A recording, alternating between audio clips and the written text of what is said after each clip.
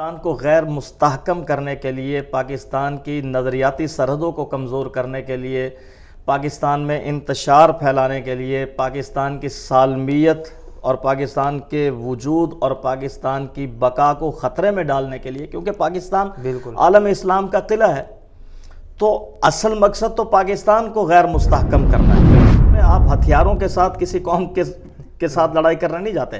5th generation وار کا مطلب یہ ہے کہ کیمرے اور مائک کی لڑائی ہے، اور آپ نے لوگوں کے ذہنوں کو پروپیگنڈے کے ذریعے سے، میڈیا کے ذریعے سے کنٹرول کرنا ہے، ان کو اپنا غلام بنانا۔ تو پاکستان دشمنوں نے اس چیز سے بھی فائدہ اٹھایا ہے کہ آپ حضور صلی اللہ علیہ وسلم کی توہین کریں تو جناب وہ ان کو باہر کے ویزے مل جاتے ہیں۔ بالکل اسی طرح، اور آپ اسلام کے خلاف کوئی پوسٹ کریں تو اس کے آپ کو ہزاروں روپے مل جاتے ہیں۔ آپ اس کو پھیلائیں پاکستان کے اندر، تاکہ دیکھیں نا، جتنے بھی یہ لبرل لوگ ہیں، ملحد لوگ ہیں، یہ صرف اسلام کے دشمن نہیں ہیں، یہ صرف مولویوں کے دشمن نہیں ہیں، وہ پاکستان کے بھی دشمن ہیں۔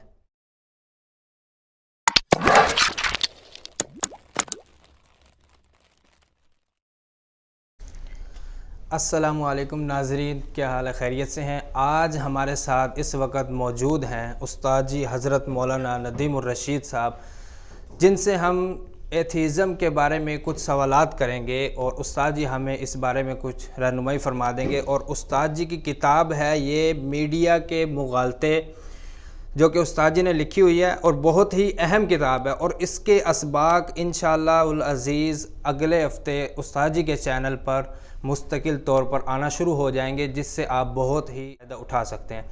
تو آئیے استاد جی کی طرف۔ استاد جی کیا حال ہے؟ خیریت سے ہیں؟ جی الحمدللہ، آپ سنائیں، سب ٹھیک ہے؟ جی الحمدللہ کا شکر ہے، خیریت سے۔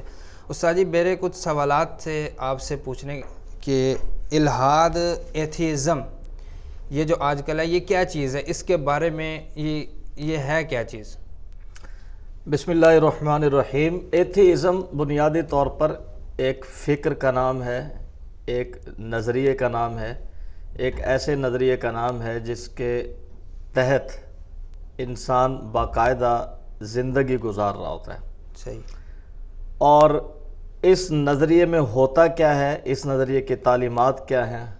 اپنی اصل کے اعتبار سے یہ نظریہ خدا کے انکار کا درس دیتا ہے، کہ ہم نے خدا کے وجود کا انکار کرنا ہے، کہ اس دنیا میں کوئی خدا نہیں ہے، ہمارا کوئی خالق نہیں ہے، یہ کائنات بھی اپنے آپ ہی پیدا ہو گئی ہے، نہ کوئی خالق ہے، نہ کوئی مالک ہے، نہ کوئی رازق ہے، اور ہیومنزم ہی سب کچھ ہے، انسانیت ہی سب کچھ ہے، انسان ہی سب سے اعلیٰ، سب سے برتر و بالا ہے، اور انسان اپنی عقل سے رہنمائی حاصل کرے گا اس دنیا میں زندگی گزارنے کے لیے۔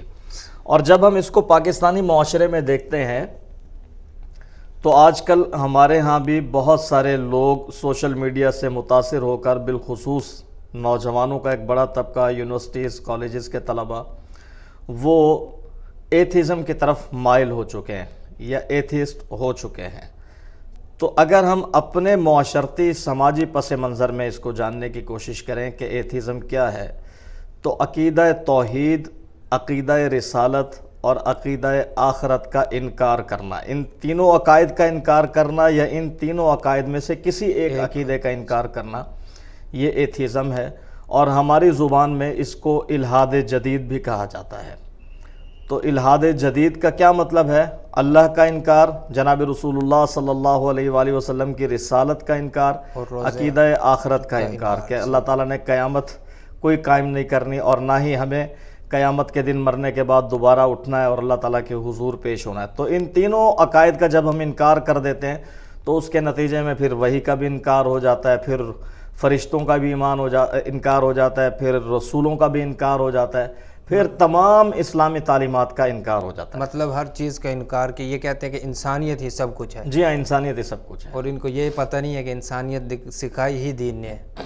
وہ ایک الگ بحث ہے، انسانیت اور ہیومنزم کی بات وہ ہم کسی انشاءاللہ دوسرے پروگرام میں ڈسکس کریں گے کہ انسانیت کا کیا مطلب ہے۔ یہ ایتھیزم وجود کہاں سے، اس کا کہاں سے شروع ہوئی ہے؟ کیسے، کن لوگوں نے اس کو شروع کیا؟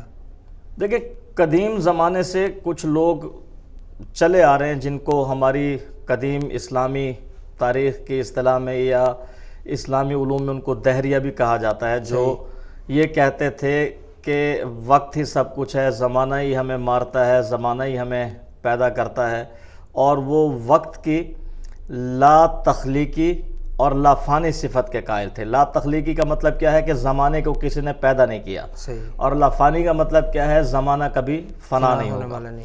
تو دہریت ایک پورا سلسلہ چلا آ رہا ہے، قدیم تاریخ سے ہی چلا آ رہا ہے۔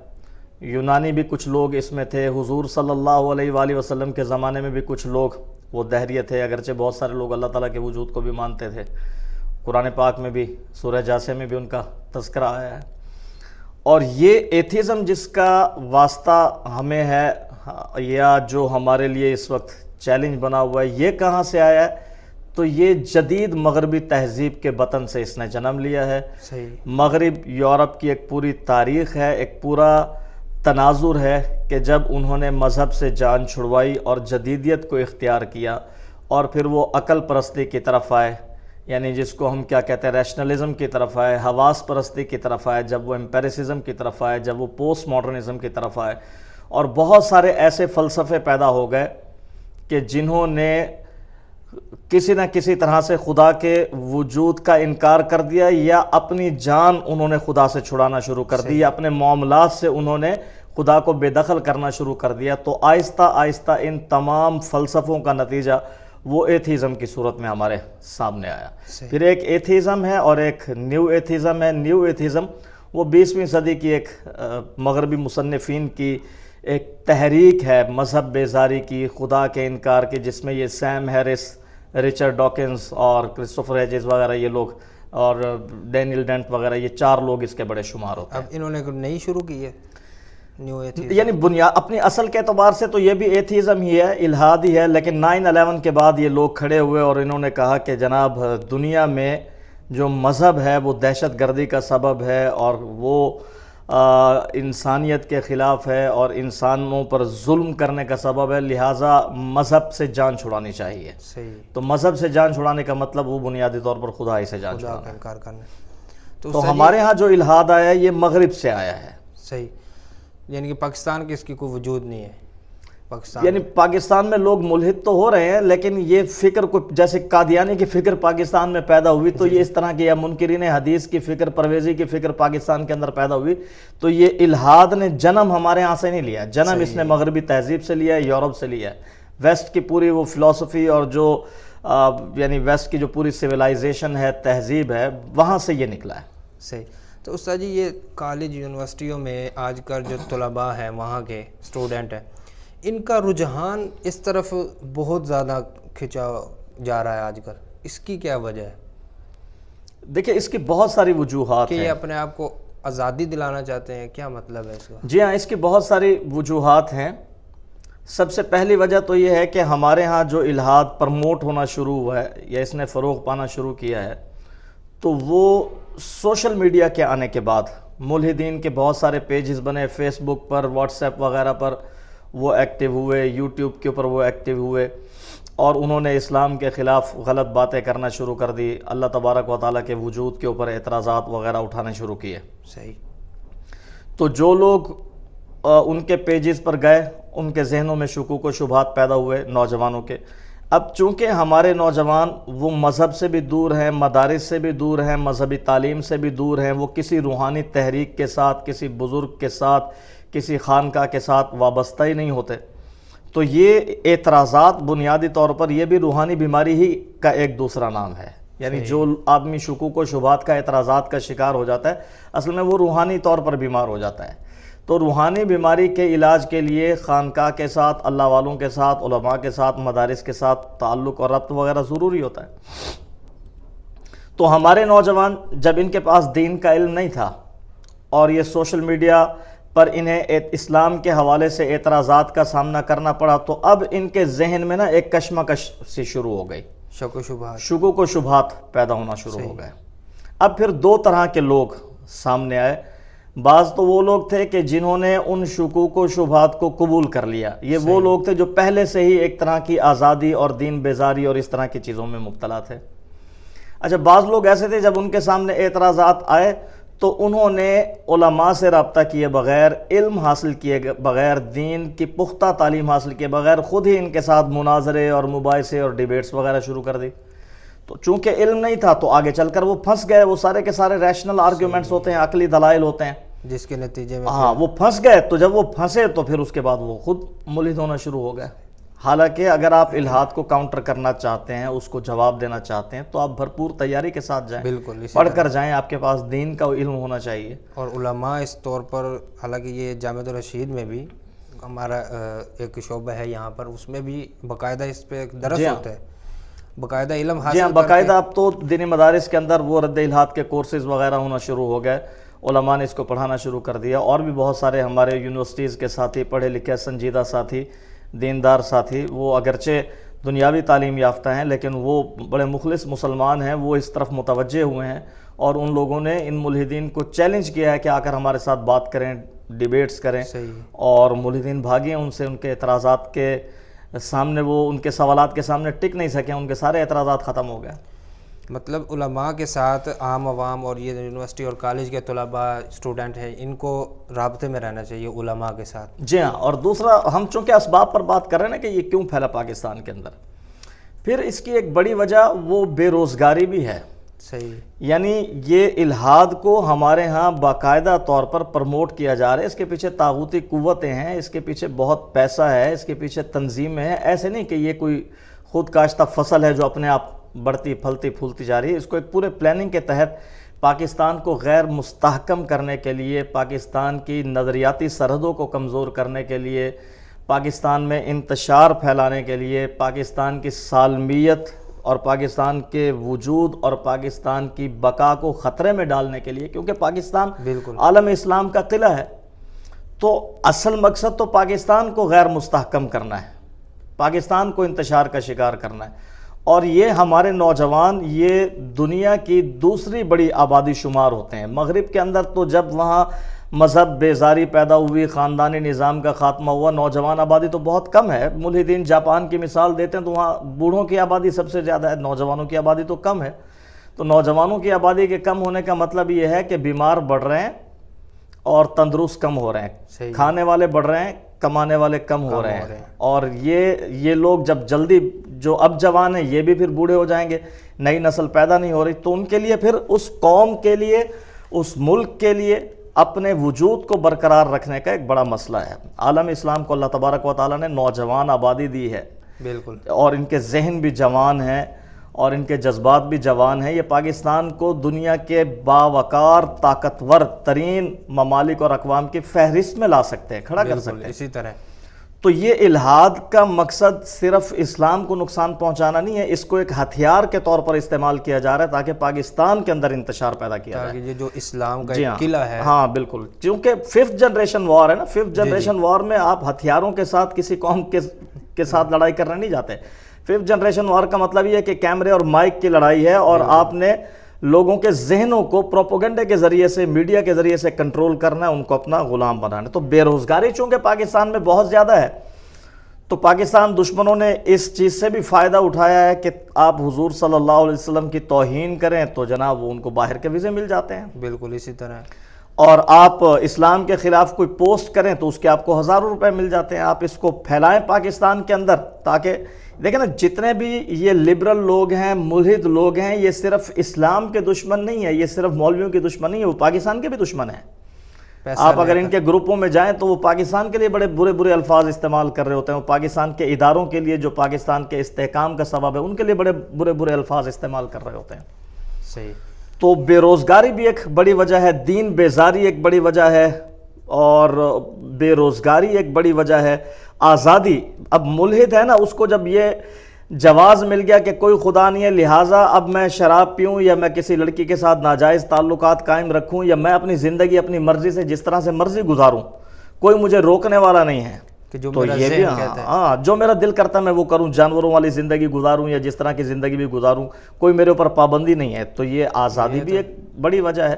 اور پھر ہمارے لوگ جو ہیں وہ مغربی میڈیا سے متاثر ہیں، فلمیں وہاں کی دیکھتے ہیں، ڈرامے وہاں کے دیکھتے ہیں، اور ان کی کوشش یہ ہوتی ہے کہ ہم کسی طرح سے باہر ممالک میں چلے جائیں، بالکل اسی طرح باہر جا کر ہم زندگی گزاریں. تو یہ باہر کی زندگی کو، ویسٹ کے لائف سٹائل کو یہ آئیڈیلائز کر رہے ہوتے ہیں. صحیح. ٹھیک ہے، تو جس چیز کو آئیڈیلائز کریں گے، ظاہری سی بات ہے جس کلچر کے پیچھے آپ چل رہے ہیں، جس کلچر کو آپ اڈاپٹ کر رہے ہیں، جس ثقافت کو آپ اپنے لیے کیا کہنا چاہیے کہ بہترین سمجھ کر اسی کے مطابق زندگی گزار رہے ہیں، تو پھر اس کے اثرات تو آئیں گے انسان کی طبیعت کے اوپر. تو یہ کچھ موٹے موٹے وجوہات ہیں. صحیح. اور ایک بڑی وجہ وہ قوم پرست جماعتیں بھی ہیں، یعنی اندرون سندھ میں، اندرون بلوچستان میں، اندرون خیبر پختونخوا میں یہ جو قوم پرست جماعتیں ہیں، ان کا ٹاکرا ہوتا ہے جمعیت علماء اسلام کے ساتھ، جماعت اسلامی کے ساتھ، مذہبی جماعتوں کے ساتھ ان کا ٹاکرا ہوتا ہے. تو اب مذہبی جماعتوں کو ووٹ بینک سے محروم کرنے کے لیے، اور مذہبی جماعتوں کا ووٹ بینک بھی انہی علاقوں میں ہوتا ہے، اندرون خیبر پختونخوا میں، اندرون سندھ میں، اندرون بلوچستان میں، اور قوم پرست جماعتوں کا کام بھی وہیں ہوتا ہے. تو ان جماعتوں کو ووٹ بینک سے محروم کرنے کے لیے ضروری ہے کہ وہاں کے نوجوانوں کو الحاد کی طرف مائل کر دیا جائے تاکہ مذہبی جماعتیں وہاں پر کمزور ہو سکیں. جی ہاں بالکل. ایک تو یہ جو قوم پرستی ہے، یہ قوم پرست جتنے بھی ہیں، ان کا قبلہ چونکہ اسرائیل کی طرف ہوتا ہے، امریکہ کی طرف ہوتا ہے، انڈیا کی طرف ہوتا ہے، تو اس وجہ سے بھی یہ یہاں پر بے دینی کو فروغ دیتے ہیں، یہ الحاد کو فروغ دیتے ہیں. اور اس کے بعد جو ہماری بڑی یونیورسٹیز ہیں، ایلیٹ کلاس طبقہ ہے، وہ میں پہلے کہہ چکا ہوں کہ وہ مغربی طرز حیات کو پسند کرتے ہیں، وہ اپنی چھٹیاں بھی وہاں جا کر گزارنا چاہتے ہیں. صحیح. تو اس کے اثرات ہوتے ہیں. اور اس کے علاوہ کالجز، یونیورسٹیز میں بہت سارے پروفیسر حضرات ایسے ہیں جو باہر کی یونیورسٹیوں سے پڑھ کر آتے ہیں اور وہ الحاد سے متاثر ہوتے ہیں، کیونکہ ان کے جو اساتذہ ہوتے ہیں وہ بھی سارے کے سارے وہ غیر مسلم ہوتے ہیں، یا ملحد ہوتے ہیں، یا ایتھیسٹ ہوتے ہیں.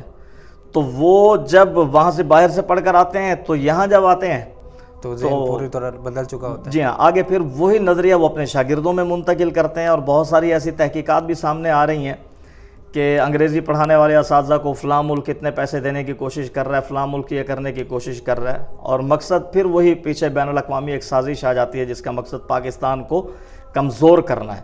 اور وہ کمزور کس طرح سے کیا جائے گا، سیاسی طور پر کیسے کیا جائے گا، مذہبی، تو کیونکہ اسلام یوں سمجھ لیں کہ ایک گوند کی طرح ہے جس نے پاکستان کے تمام اقوام کو، نوجوانوں کو، اداروں کو وہ جوڑ رکھا ہے، جس کی وجہ سے پاکستان مستحکم ہوتا ہے. تو اگر اسلام کو نکال دیا جائے تو وہ کوئی بکھر جائے گا نا، کوئی بنیاد نہیں ہے جس کے اوپر ان سب کو جمع کیا جا سکے. تو اس وجہ سے اسلام کو نکالنا بہت ضروری ہے. اسلام ہے تو پاکستان کے اندر استحکام بھی ہے، اتحاد بھی ہے. صحیح. تو استاد جی، یہ آخر میں یہی کہنا چاہوں گا کہ یہ جو آج کل کے نوجوان ہیں، یہ اپنے آپ کو علماء کے قریب کس طرح رکھیں، اور ان کو کیا آپ سبق دینا چاہیں گے آج کے دور میں کہ علماء سے جڑا رہنا بہتر ہے یا نہیں؟ دیکھیں، اس میں تو کوئی دو رائے نہیں ہے کہ علماء سے جڑا رہنا ہی بہتر ہے. اب سوال یہ ہے کہ علماء کے اندر یہ بیداری پیدا کی جائے کہ الحاد کا فتنہ بہت زیادہ وہ پھیل رہا ہے، بلکہ اب تو کم ہو رہا ہے. ایک وقت میں یہ بہت زیادہ پھیلا ہے، لیکن یہ اس وقت میں پھیلا جب ہماری طرف سے جواب دینے والے موجود نہیں تھے. اب چونکہ ہمارے استاد جی ڈاکٹر مفتی یاسر ندیم الواجدی صاحب ہیں، کیسر راجہ بھائی ہیں، اور ہمارے دوست ہیں سید فصیح اللہ شاہ صاحب ہیں، مفتی مجاہد صاحب ہیں، اور محمد بھائی ہیں، نوید انور صاحب ہیں. یہ پورا ایک پیغام یونین ہے، ایمان یونین ہے، اور اسی طرح سے اور بہت سارے لوگ ہیں جو سوشل میڈیا پر سرگرم ہوئے ہیں، اور ان ملحدین کو انہوں نے لاجواب کر دیا. ان کے ساتھ ڈیبیٹس بھی کیے ہیں، ان کو شکست بھی دیا ہے، چاہے وہ حارث سلطان ہو یا کوئی ہو. اور باہر دانیال بھائی ہیں، دانیال حقیقت جو ہیں، بصالت آدم وغیرہ ہیں. تو یہ الحمدللہ لوگ پچھلے 1 سال سے یہ متحد ہونا شروع ہے اور انہوں نے جواب دینا شروع کیا، جس کی وجہ سے ملحدین کے اعتراضات اور سوالات اور ان کے علم اور ان کے سائنس اور ان کے فلسفہ اور ان کی خطابت کی دھجیاں اڑ گئی ہیں. صحیح. ٹھیک ہے، تو ان کی حقیقت لوگوں کے سامنے واضح ہو گئی ہے. تو اب نوجوانوں کی آنکھیں کھل رہی ہیں. بہت سارے نوجوان ایسے ہیں جو لائیو سٹریمز میں آتے ہیں اور کلمہ پڑھ کر چلے جاتے ہیں، حالانکہ وہ اسلام کو چھوڑ کر ارتداد اختیار کرتے ہیں. بہت زیادہ فائدہ ہو رہا ہے. جی ہاں، بہت زیادہ فائدہ ہو رہا ہے. تو علماء کے اندر بیداری پیدا کرنے کی ضرورت ہے. دوسرا، علماء کو چاہیے کہ وہ میری یہ خواہش ہوگی کہ 1 سال جو نوجوان علماء ہیں جامعۃ الرشید کے کلیت الدعوہ اور 1 سال کلیت الفنون کو ضرور جوائن کریں. ان کو پوری تربیت دی جائے گی. بالکل. سوشل میڈیا سے یہ فتنہ پھیلا ہے تو سوشل میڈیا کو جاننا، اس کے ٹولز کو جاننا، اور سوشل میڈیا پر ہم کس طرح سے مؤثر طریقے سے کام کر سکتے ہیں، ان تمام چیزوں کا جاننا بھی بہت زیادہ ضروری ہے. تو مجھے امید ہے کہ علماء جب آگے بڑھیں گے اور پھر پریزنٹیشنز تیار کریں، یونیورسٹیز میں جا کر دیں، رد الحاد کے کورسز کروائے جائیں مدارس کے اندر، اور یوٹیوب کے اوپر جو نوجوان ہیں ان کے لائیو سوالات کے جوابات دیے جائیں، تو انشاءاللہ یہ فتنہ اپنی موت آپ مر جائے گا۔ صحیح۔ تو ناظرین، استاد جی حضرت مولانا ندیم الرشید صاحب کی اس گفتگو سے جو انہوں نے رد الحاد کے موضوع پہ گفتگو کی ہے، مجھے بہت زیادہ فائدہ ہوا ہے اور انشاءاللہ آپ کو بھی فائدہ ہوا ہوگا۔ اور اگلے ہفتے ہم انشاءاللہ ایک نیا موضوع لے کر نئے مہمان کے ساتھ دوبارہ آپ کے سامنے تشریف لائیں گے، اور اسی کے ساتھ ہمیں اجازت دیجیے۔ اللہ حافظ۔